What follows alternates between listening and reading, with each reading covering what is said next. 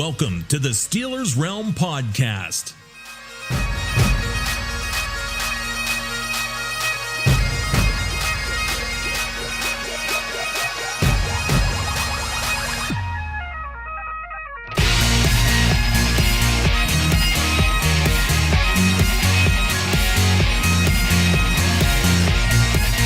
And now, here are the boys of Steelers Realm.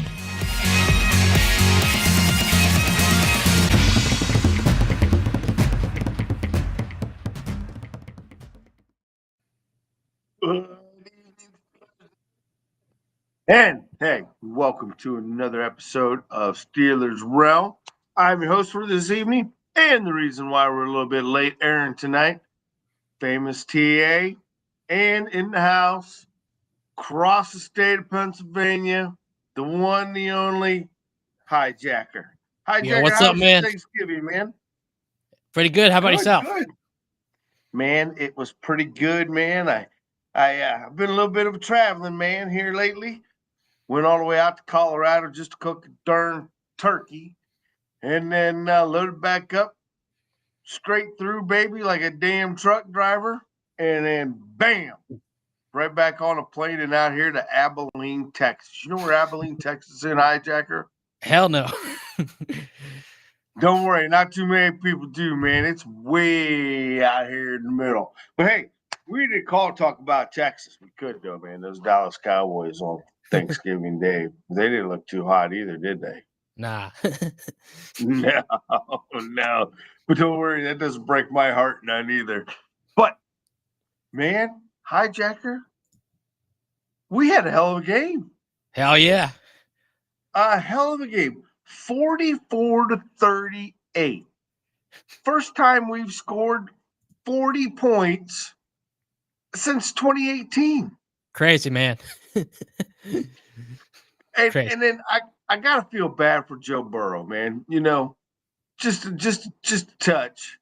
I mean, did you see the one stat where like he has set the record now for the only quarterback to go over 300 yards, 30 plus points, 3+ touchdowns, no turnovers, and not win a game in like crazy, consecutive weeks. I mean, you want to talk about a heartbreaker. You're a Bengals fan. You got to think, man, what do I got to do? I scored 38 points and we can't win a ball game. Yeah, their defense really blew it. Well, yeah, but I mean, let's put this into perspective. I mean, you look at us, we're used to a 3-point game. Hell, even this one here was a 6-point game, but more like in the area of, 13-10, 17-14. Hell, even 13-12. But 44-38. I hope you bet on the over for this game. Well, you know what? It's funny you should say. As we were watching the game in the garage, we were sitting there, and it's like the over and under came in. I think it was like at 73. I think that's what it was, 73. And then, we started doing the math. I was like, man, this is a divisional game. I said, you know what? Take the under. I said, whoa, wait a second. I said, this is a Jedi mind trick. I know it is. Vegas knows more than we do. I said, you got to take the over. And they all looked at me like I had 3 heads. Well, then after the first half, we checked it again. Vegas raised the odds on the over. And I'm like, see, you should have took the over. Vegas knew what was going on, but hey, that's a story for another time, man. Mm-hmm. I'm just happy that we had 44-38, your Pittsburgh Steelers in Cincinnati, which, by the way, did you see that other record? We own that stadium. Oh, yeah, I saw it. Like 20 victories to 2 losses. Yeah, I mean, crazy, man. That is crazy. I mean, I can imagine. I mean, yeah, the Bengals fans have to be beside themselves today. But hey, that's neither here nor there. We're going to go ahead and we're going to kind of break this game down a little bit. So, I mean, let's just start off. What was your big reaction, man, to this game? Big reaction. I mean, I was surprised. Well, not really. I kind of expected a lot of points, and I was happy to see Russell Wilson put up the points. He had what three touchdowns, 400 yards. He had a great game. He was hitting everybody. I swear he even threw it to you one time in that game. What was it? He hit 10 different guys, I think. Yeah, but you want to know what? 10 different guys, but there's still one guy he's not throwing the ball to, hijacker. Yeah, where's Williams?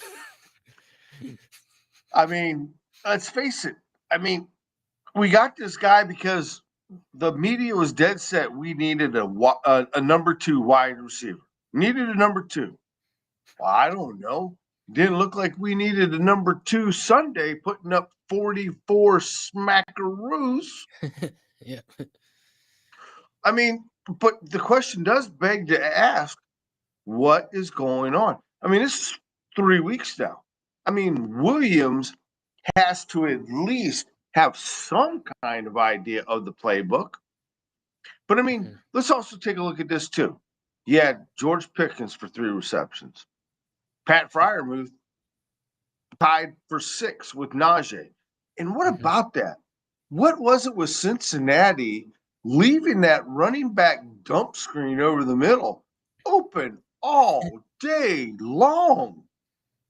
I don't know what's going on. They kept letting that was a wheel route out of the backfield all day. Crazy. But it was just right there in the middle of the field. I'm like, are you really going to give this to us all day long? Yeah, it's like Logan Wilson was supposed to do that, and he was out for the game, and they didn't substitute for him at all. And we just went ahead and took whole advantage of Wilson being out. Yep. But here's another thing. Why can't we use Darnell Washington more than just once in a game? I don't know. He's a monster, man. I hope we can use him more, especially in the red zone. I don't care if we use him in the red zone or not. We seem to have enough weapons. I would just like to see him. I mean, I don't think he knows how massive he really is. Because even when he did get the 1 reception, he was kind of a little timid running down the field. And I'm thinking to myself, why did you just not just stiff arm that little cornerback, push him out of the way like a damn gnat, and then put your shoulder down and get into somebody? Instead, he kind of, I don't know. Yeah, he shouldn't be scared of Mike Hilton. He's like a foot shorter than him. Yeah, it was a little odd to me. A little odd. Yeah. Well, we did get our other tight end involved in Pat Freiermuth, which is great to see at least. Well, we had all the tight ends big catch, involved. 25-yard touchdown. Yeah. Mm-hmm. Yep, great play by him. Again, I thought that play might have went to Williams. Yep. Because Williams was running to the outside on that play. And next thing you know, it's the Muth with it. The Muth. Move. I always love to hear that in somebody else's yard, though. That is a nice thing. Yeah, I love hearing it. So, yeah, Warren and Harris, they both had, 50-ish yards receiving as well. It's nice to see them get involved in the passing game. Yeah, I was a little concerned there with Najee there in the beginning, man.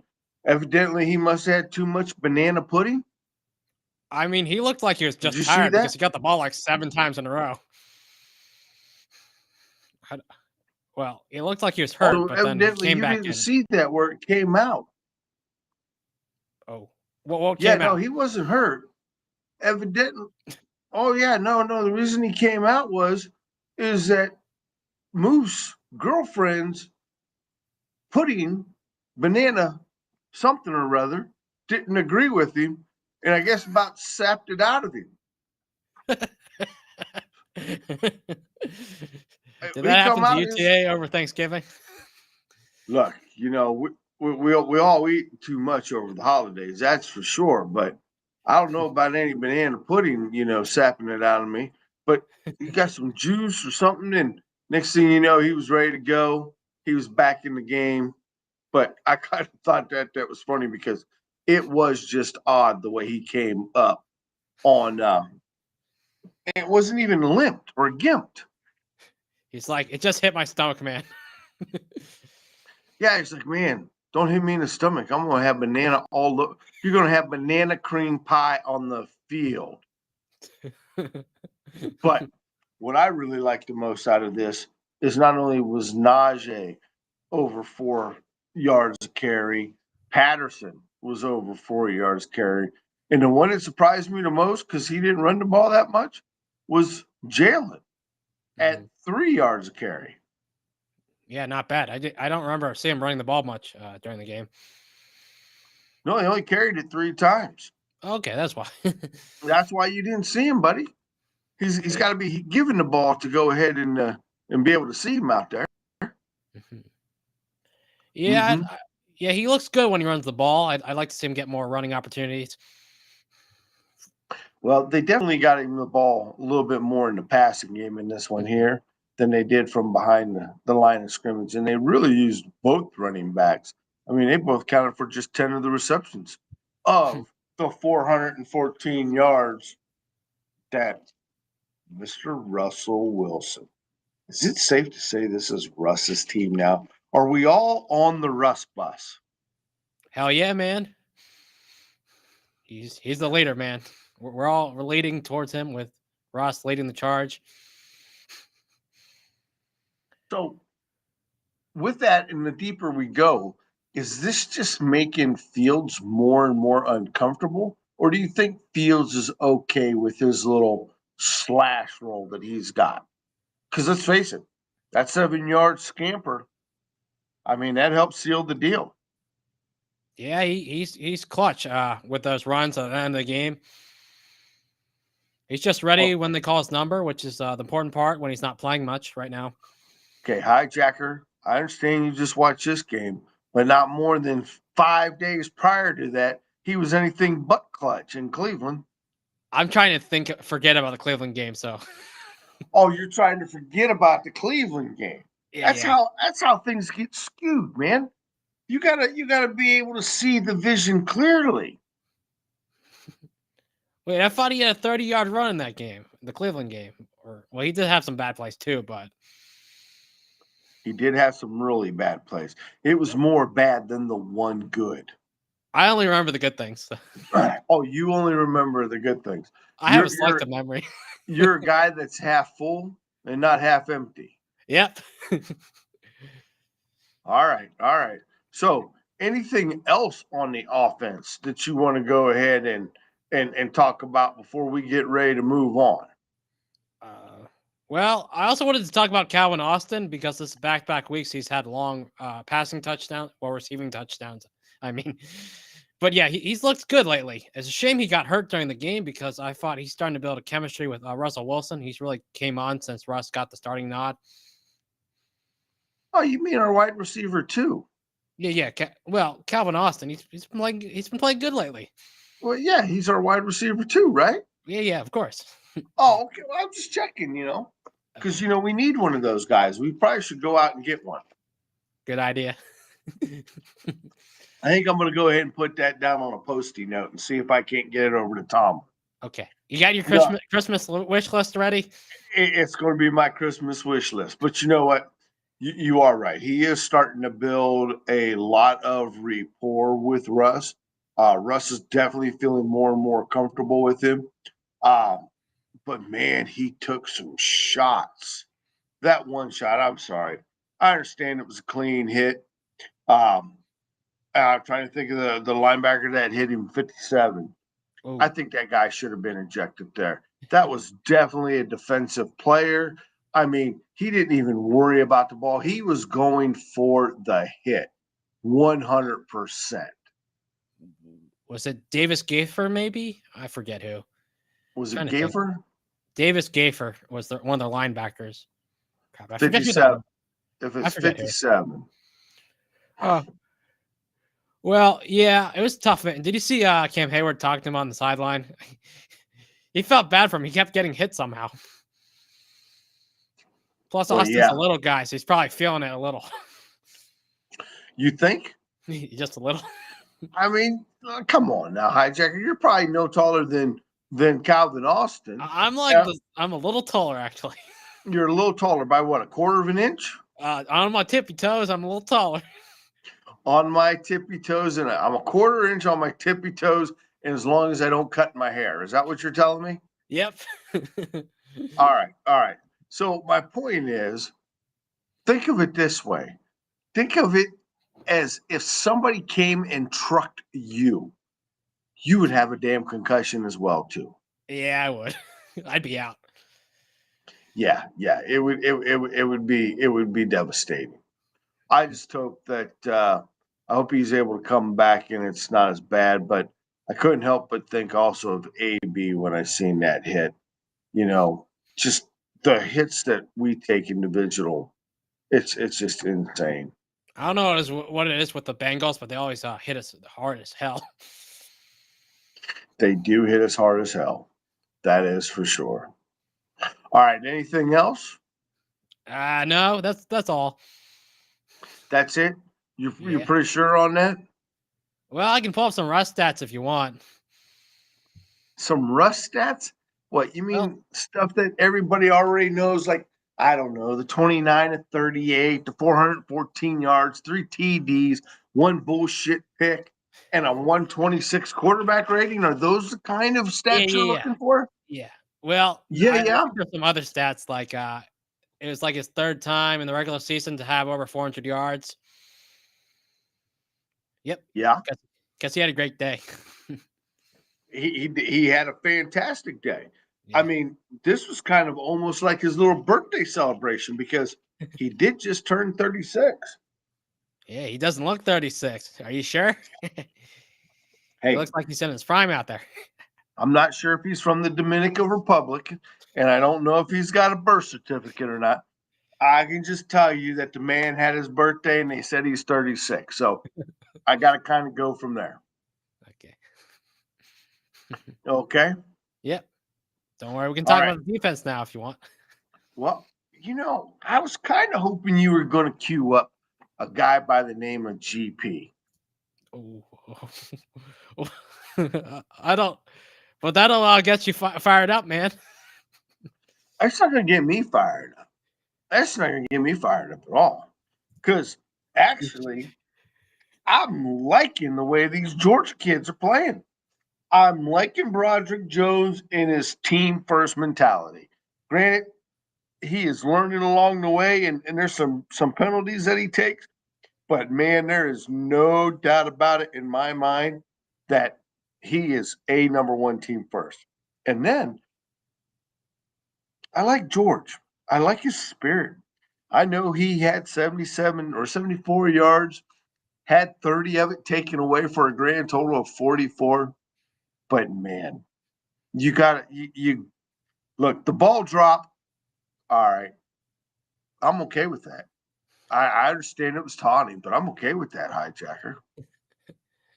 What about apparently gun screw the signal to the Bengals. crowd somehow? That was what unsportsmanlike conduct penalty. Look, that one there, you know, going back to the days of the bow and arrow, being able to shoot a bow and arrow. I mean, Aaron Smith. I mean, I'm even thinking dropping the ball. Jack Lambert. I mean, Jack would stomp a foot in somebody's ass. You know what? So they're giving us 15 yards. You know what? That's who we are, and that's the makeup of the Steelers. We're not dirty players, but we're in your face kind of players. And we're not going to apologize to nobody. I'm okay with this. Yeah, I love the mean spirit, especially in those divisional games. You need it. Absolutely, you need it. And I think we need more of it. Mm-hmm. Yep. Love to see it.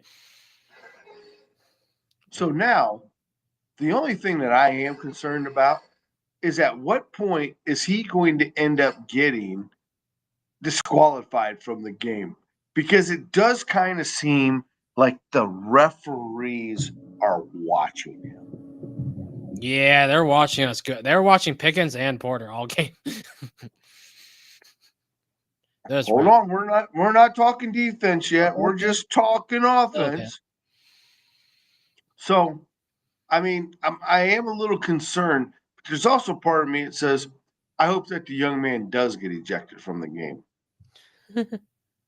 because maybe that is what he needs to go ahead and grow up a little bit. And it might be what we need to get Williams involved.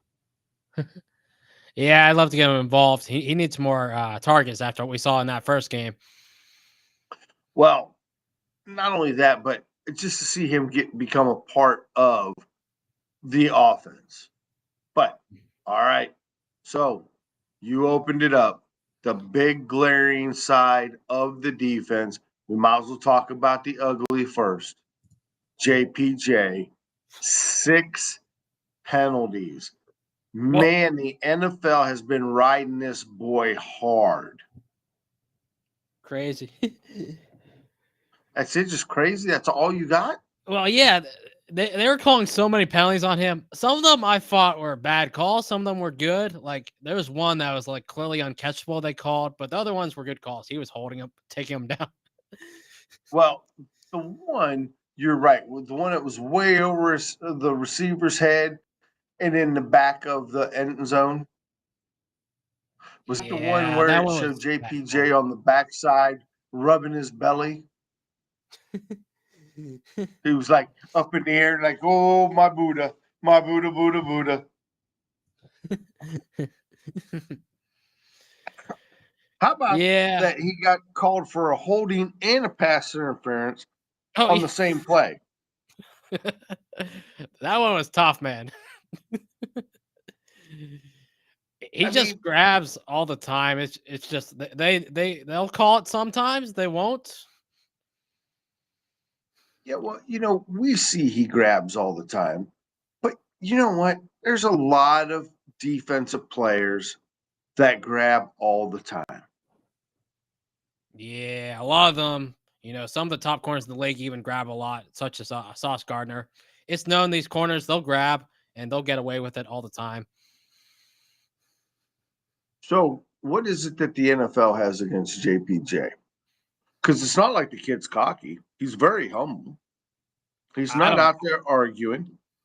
I But think the ref just read the scouting report going to the game and it said, oh, Joey Porter Jr., oh, yeah, he holds a lot. And they're like, we're going to call it on him all the time, pretty much. and that was where we're at right there. Yeah, pretty much. Well, he did hold half the time. Well, he did hold a little bit of the time. That is for sure. Yeah. But I tell you what, he did, as far as I'm concerned, he did his job. Because when you look at the stats from the Cincinnati Bengals, I mean, Chase was definitely not a factor in this game at all. Yeah, he was really struggling. I think he had that one big play, but that was when the game was we were up by 2 scores. We were playing like a soft zone defense by Austin, and he got some easy catches and that big one that went for almost a touchdown. It went like 40, 50 yards. Yeah, that was the one that went for 50 yards. He finished with 86 yards. So you eliminate that one play on 9 targets, by the way, I may add. 9 targets. He had a total of 86 yards. Take away that 50-yarder, he's got 36 yards on the day. Yeah, for the most part, we were able to stop him. Yep. Even T. Higgins. I like the way that Tomlin went ahead and called him a goon. Evidently he's throwing little hockey references in there, you think? Yeah, he is. Mm-hmm. But even him, we held to 69. The one thing that I'm going to say that I was disappointed on, and even though we held him underneath 100, was Chase Brown. Ooh, yeah. Well, Dude, yeah, early on, our run defense was terrible. We let up that big 40-yard gain. I don't know what was going on there. Oh, and then even the touchdown. I mean, I don't even think we touched him. I don't think we tried because they had first and goal at the 1 or the half-yard line, so they didn't even try. Is that what you're calling it? That wasn't even a try? Yeah, they weren't trying. Yeah, well, I will say this. I think on that 149-yard run, I made comment. I was glad to see Minka come up and make that, between him and Joey, make that tackle and get him down at the half-yard line, because any other team in the NFL anymore, I'm getting a little tired of this. We're going to go ahead and we're going to run all the way down the field to make it look good. But at the end of the last 5 yards, we're going to give up and let you score the touchdown anyways. Why even chase the guy to begin with if you're going to do that? At least I seen that the boys were, hey, we're going to make you earn it down at the half-yard line. Yeah, it's great they didn't give up on the play there. Yeah, because too many teams are doing that now. And to me, that's not football. The object of the game is to keep your opponent out of the end zone. Yep, you're right. Oh, man. Can you say that again just so the fans hear you? You're right. Just kidding. There you go. All right. So that leaves us to 3 turnovers. Yeah. 3. I think the biggest one was Nick Herbig. Yeah, I loved it. He has back-to-back weeks with strip sacks now. He's looking great. He is looking great. Looking really, really good. Plus, he had 2 QB hits. A couple times he was in there. Deontay Jackson in the right place at the right time. You know, the more I'm looking at this trade, I think we got the better of this deal. Because I think the Ravens are looking at going ahead and getting rid of Johnson because he hasn't done anything for the Ravens, didn't do anything for Carolina. Yeah, I just saw they're going to bench him, it sounds like. They're going to bench him? Yeah. I mean, I would too. I would too. And then it was nice to see Mr. Watt come out and play because it's been a hot minute since we've seen him sack the quarterback. Yep. He got 2 sacks. One was a strip sack. Very impressive to see. He's always making a difference in the game. And not to mention he had 5 quarterback hits. But you want to know who really came to play? Ooh, Cam was great. Great play. Cam Hayward stepped up to the plate. 5 tackles, the 1 sack, 2 tackles for a loss, 2 quarterback hits. But that pass deflection was huge. Yeah, he was great, man. I'm glad to see the old guy still out there and getting her done, man. I mean, that just speaks volumes to the kids on the team. And, you know, for all of you youngsters who are aspiring to be an NFL great, you can't beat Cam. But I do got one thing. Did it just look like even though Patrick OPQ was where he needed to be, he was just a step off or behind the play or in front of the play? It was like, damn, Patrick Queen, they are picking on you today. Well, I think some of it was Joe Burrow's good at looking off those linebackers and safeties. That's just something he's really good at. And he was tricking Queen a lot that game. Wait a second. What? You're going to give Joe Burrito, as Mean Green would say, some kudos? And unfortunately, he's pretty good. Their defense sucks, though. Yeah, I just felt that he was just a tick off. But you know what? Still finished the game with 9 tackles, so you can't beat that. Deshaun Elliott with 11. Granted, you never want to see your corners as leading tacklers of the team, but let's face it.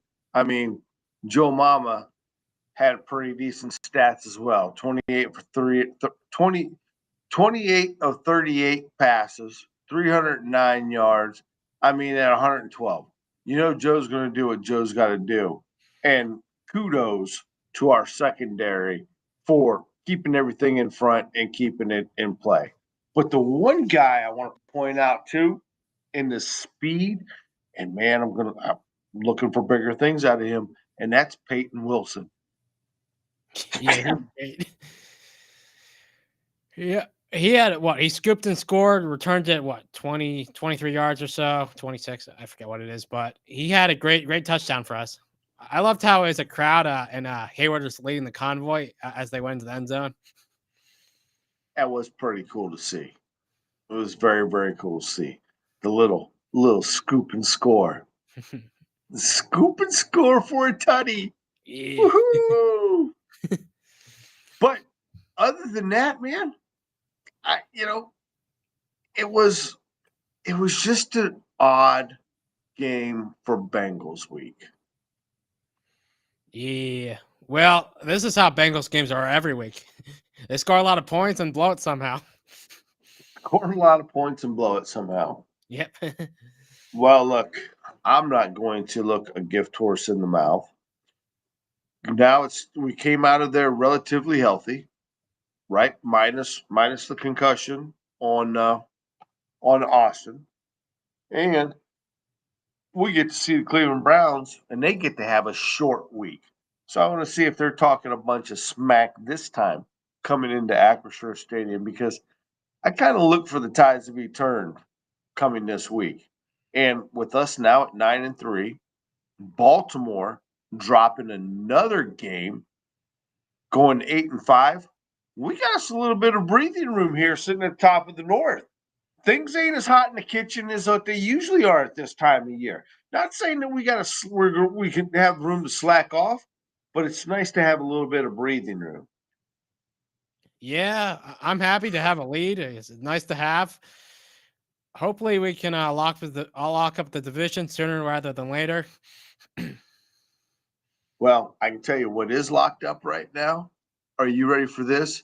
And for all you fans out there who love to hear this, yes, Tomlin has locked up another winning season.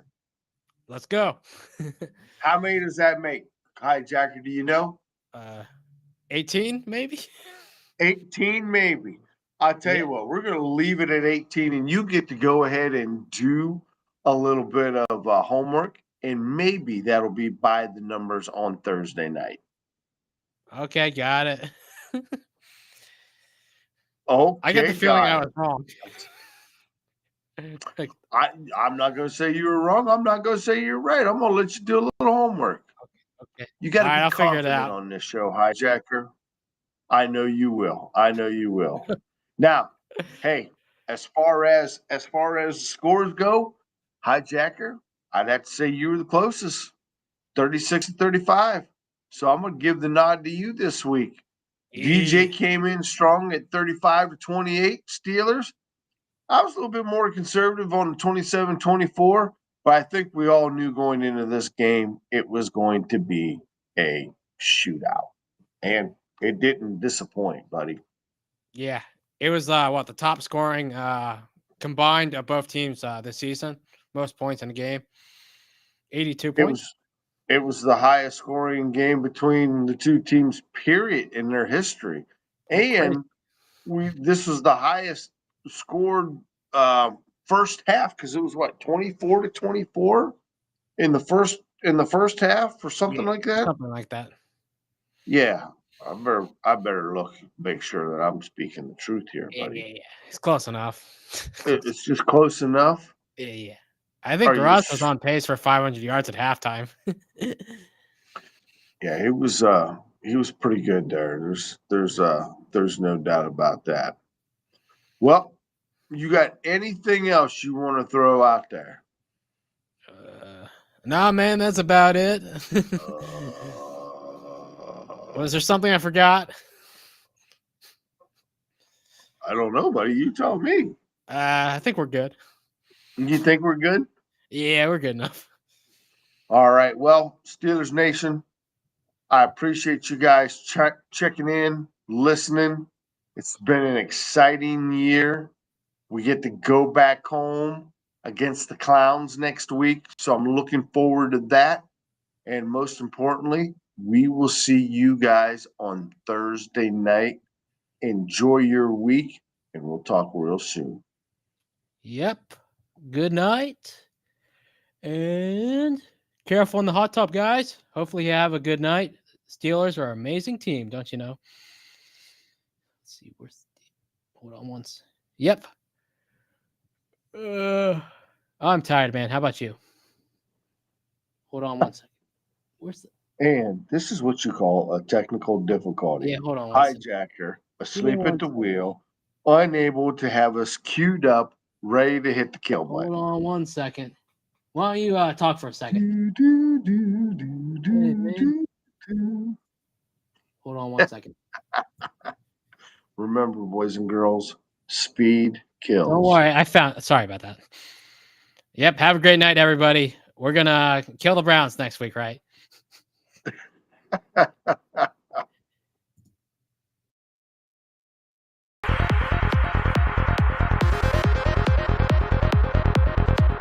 Check back next week into the Steelers realm.